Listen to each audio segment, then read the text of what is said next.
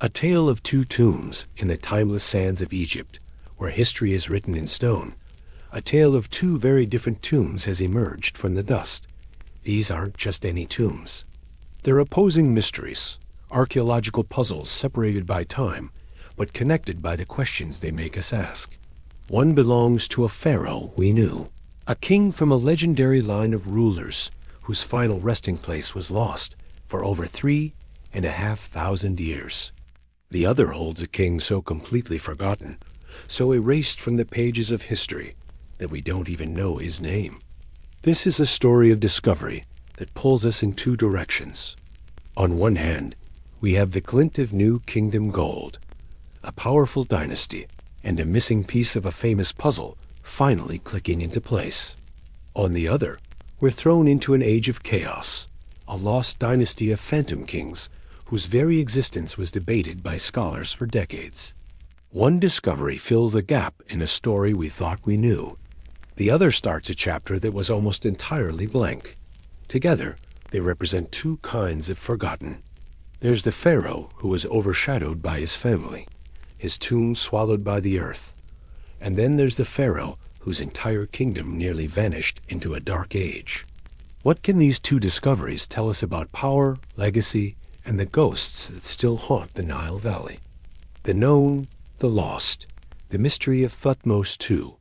To feel the weight of the first discovery, we have to go back to the height of Egyptian power, the 18th dynasty. This was the era of empire builders, of Tutankhamun, Akhenaten, and the great female pharaoh, Hatshepsut. It was a dynasty of incredible wealth and historical importance. And within this star-studded family was a ruler named Thutmose II.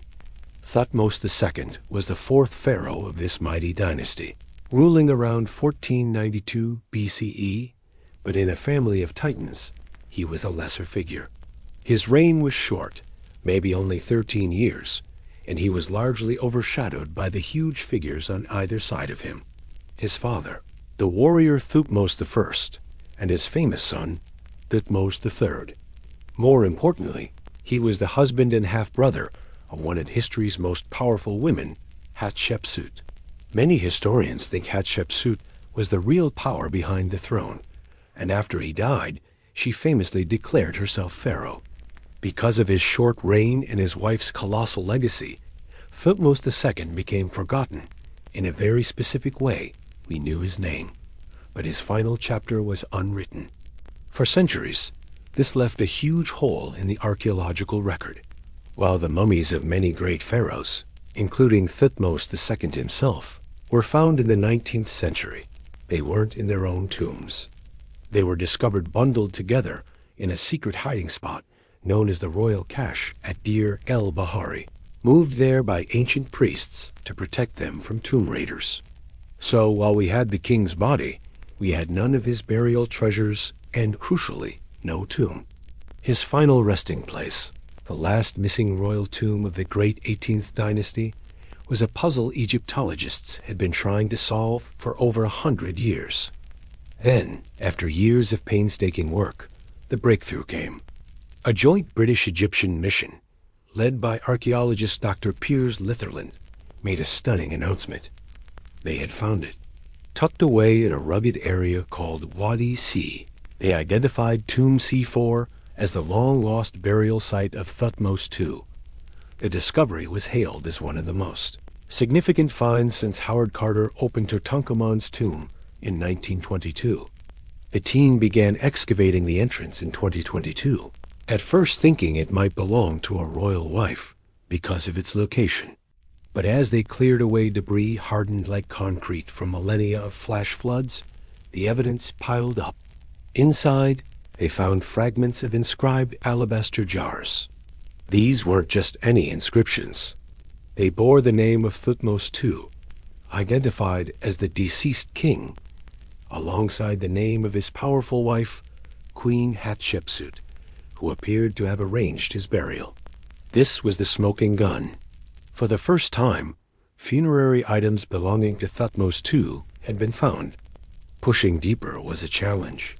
Dr. Litherland described crawling through a narrow passage to get into the burial chamber. What they found inside confirmed its royal status. Though looted and emptied in antiquity, the tomb's architecture spoke of a pharaoh's journey. A vast staircase led down into a long corridor, and in the burial chamber itself, parts of the ceiling were still painted a brilliant royal blue and dotted with golden yellow stars, a celestial design reserved for the tombs of kings. They also found traces of funerary texts, fragments of the Book of the Amduat, a sacred guide to the underworld. The tomb's design was an early version of what would become the standard for the great pharaohs who followed. But the chamber was empty. This wasn't the work of common thieves. The emptiness was the result of an ancient, organized rescue mission. The tomb's location, at the base of a mountain waterfall, made it incredibly vulnerable to flooding. It seems that within just a few years of the king's burial, catastrophic floods swamped the tomb. Ancient officials apparently carved a strange, upward-sloping corridor as an emergency exit to remove the pharaoh's mummy and his treasures, moving them to safety. That rescue, thousands of years ago, is why Thutmose I's mummy ended up in the royal cache, and it's why his tomb remained a silent, empty mystery for so long. The unknown, the found, the phantom of the Abydos dynasty now. We leave the dazzling new kingdom behind and step into a much murkier era, the Second Intermediate Period, spanning from roughly 1650 to 1550 BCE. This was a time of chaos in Egypt. The pharaoh's power had crumbled. The kingdom was fractured, with foreign rulers called the Hyksos controlling the north, while native Egyptian dynasties held on in the south. History from this period is fragmented, confusing, and full of ghosts.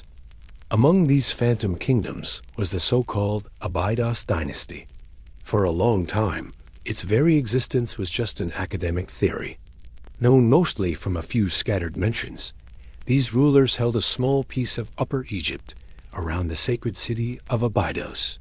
Unlike Thutmose II, a known king without a tomb, the rulers of the Abydos dynasty were the definition of forgotten pharaohs. Their names were lost, their reigns obscure, and their tombs were nowhere to be found. That is, until recently. In 2014, a discovery began to pull this lost dynasty out of myth and into reality. A University of Pennsylvania team, led by Dr. Joseph Wegner, unearthed the tomb of a previously unknown king from this dynasty named Senebkay. It was a huge breakthrough, providing the first solid proof of these forgotten rulers. But the story didn't stop there. Working in the same ancient burial ground at Abydos, the team made another incredible discovery.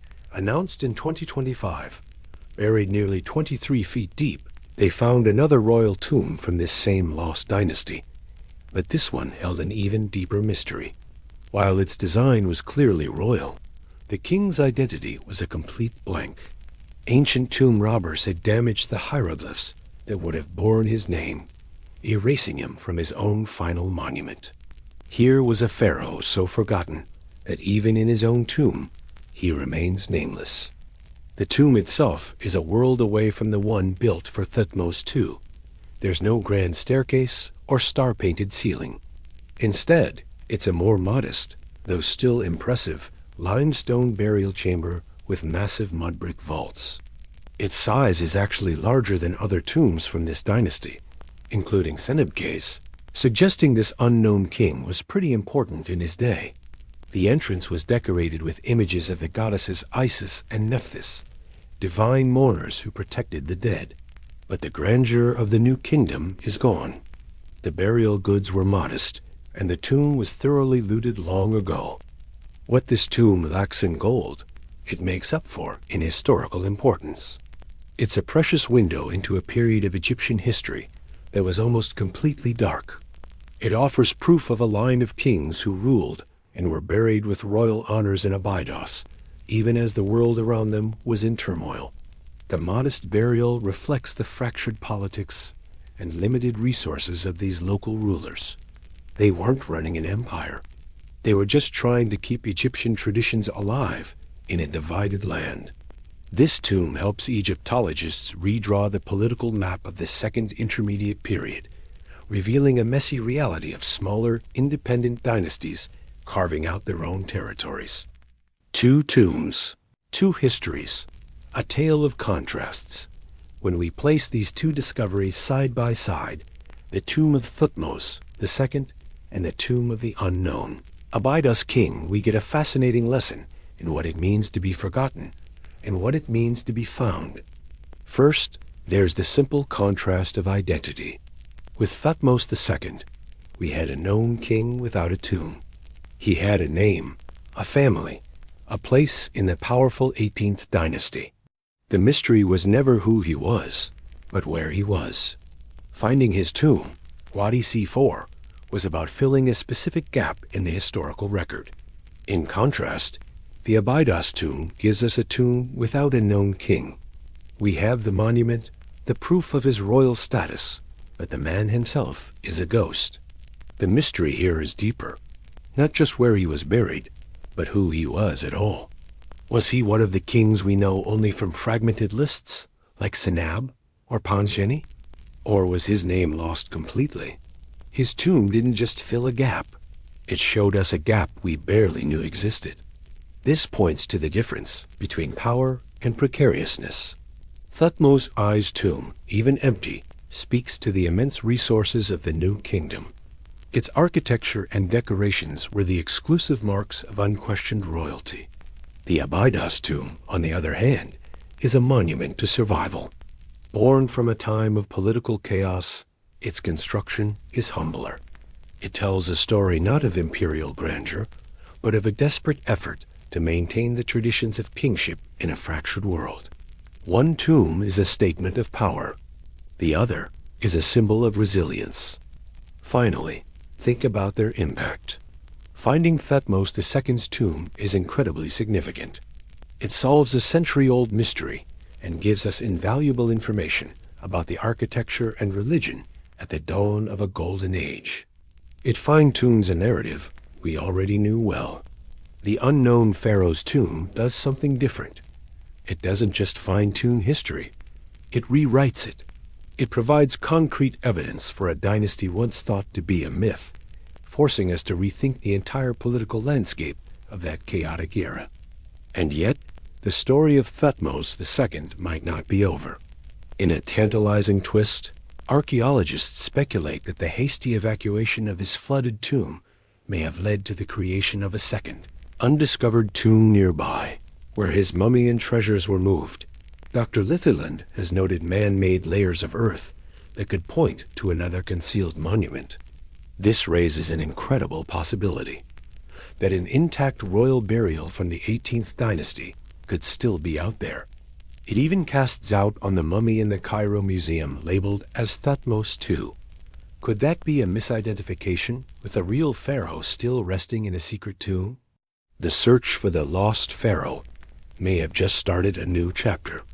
The enduring mystery in the end, we're left with two incredible revelations that pull at the fabric of Egyptian history. We have the tomb of Thutmose II, the long-lost resting place of a known pharaoh from Egypt's most famous dynasty. It's a story of rediscovery, of finding a missing piece to a grand, familiar puzzle. And then, from the shadows of a chaotic era, we have the tomb of a nameless king. This discovery doesn't solve a mystery so much as it creates a new one. It gives a face, the one we can't see, to the forgotten rulers of the Abydos dynasty, proving they existed and forcing us to reconsider an entire period of history. It's a story of pure discovery, finding a puzzle we didn't even know was there. These two tombs, separated by centuries and circumstance, remind us that the sands of Egypt still hold countless secrets. They show that history isn't a finished story, but an ongoing investigation. Each find, whether it answers old questions or asks new ones, adds another layer to our understanding of this amazing civilization. So, which is more compelling? The rediscovery of a lost piece of a famous legacy, or the unearthing of a legacy that was almost entirely lost? Perhaps the real treasure isn't in the answer, but in the mystery itself, a mystery that keeps drawing us back to the enigmatic world of the pharaohs.